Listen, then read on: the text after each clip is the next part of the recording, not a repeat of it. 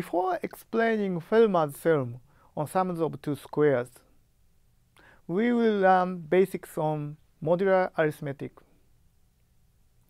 In number theory, calculation of the remainder is important.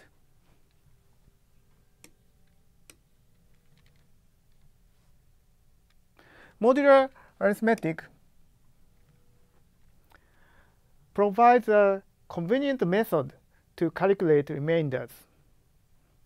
It was first systematically studied by Gauss in the end of the 18th century.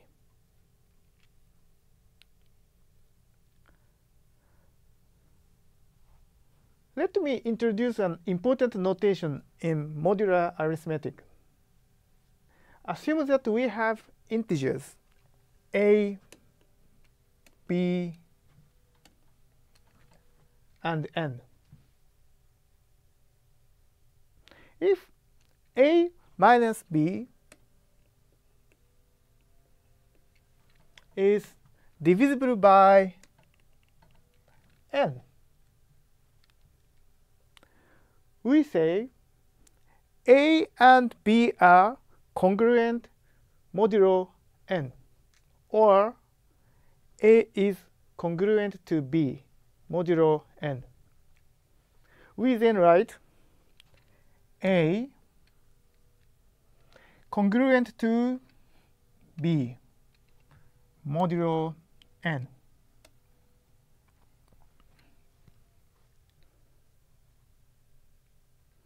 The notion of congruence will be used repeatedly in this course. Let me give some simple examples. 2 plus 3 is 5. Because 5 is divisible by 5, we say 2 plus 3 is congruent to 0 modulo 5. Here is another example. 4 times 3 is 12. Since 12 minus 2 is 10, and 10 is divisible by 5, we say 4 times 3 is congruent to 2 modulo 5.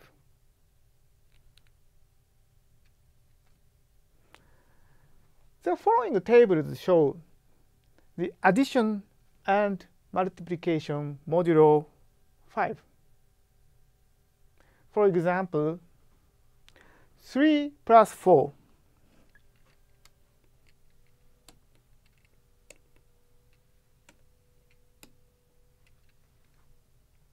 is congruent to 2 modulo 5. 4 times 2 is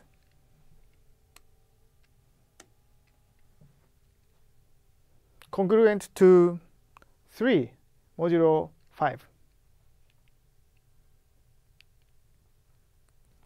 The following basic facts are easy to confirm.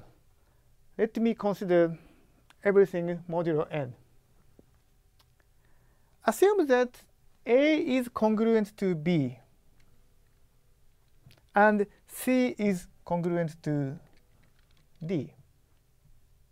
Then a plus c is congruent to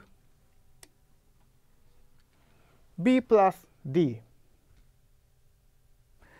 A minus c is congruent to b minus d, and a times c is congruent to b times d.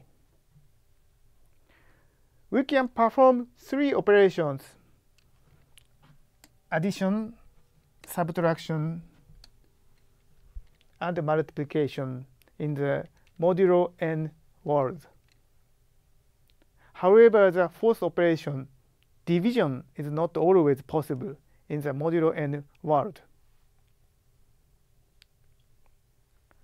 Let us consider 3 times 2 modulo 5. Since 3 times 2 is 6, and 6 is congruent to 1 modulo 5, 3 times 2 is congruent to 1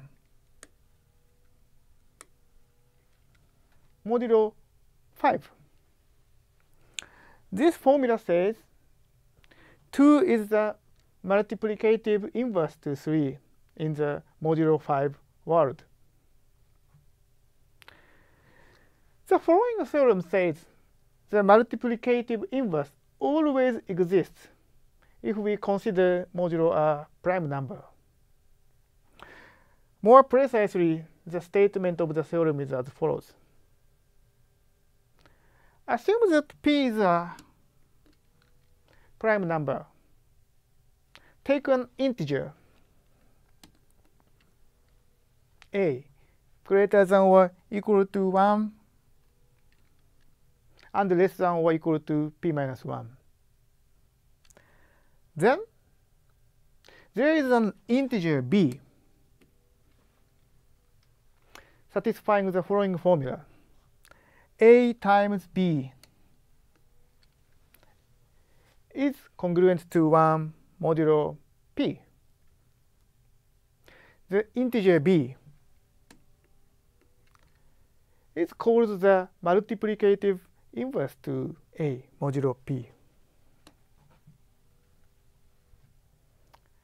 Because it is a very important theorem, we shall give some examples first.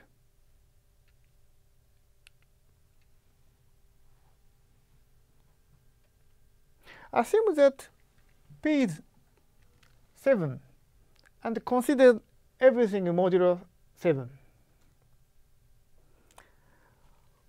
1 times 1 is congruent to 1. 1 is the multiplicative inverse to 1. The next one is a little bit complicated. 2 times 4 is 8. And a is congruent to 1. Therefore, 2 is the multiplicative inverse to 4. And 4 is the multiplicative inverse to 2. Similarly, because 3 times 5 is congruent to 1, 3 is the multiplicative inverse to 5. And 5 is the multiplicative inverse to 3. Finally, since 6 times 6 is congruent to 1, 6 is the multiplicative inverse to itself.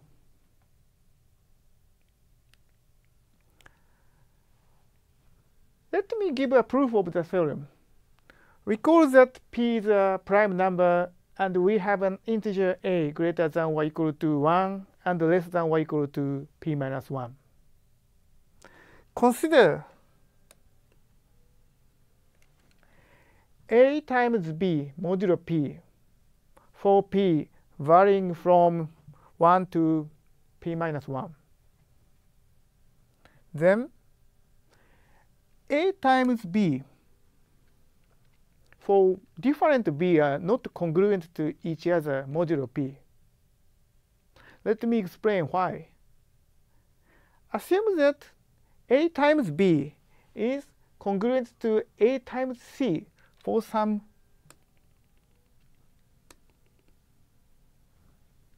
b and c. Then a times b minus c is congruent to 0. In other words, a times b minus c is divisible by p. This means b minus c is divisible by p because p is a prime number. Therefore, B is congruent to C. Since B is varying from 1 to p minus 1, this means A times B for different B are not congruent to each other. Varying B from 1 to p minus 1, A times B are congruent to all integers from 1 to p minus 1. Therefore, A times B is congruent to 1 for some B.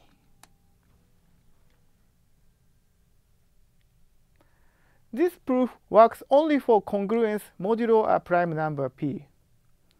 If we consider congruence modulo n for a non-prime number n, the statement of the theorem should be modified. The modified statement is the multiplicative inverse of A modulo n may or may not exist. It exists if and only if A is prime to n.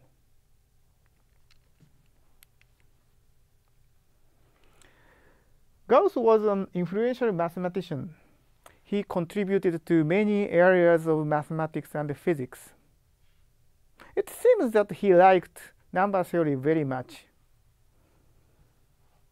The following quote shows his attitude. Mathematics is the queen of the sciences, and number theory is the queen of mathematics.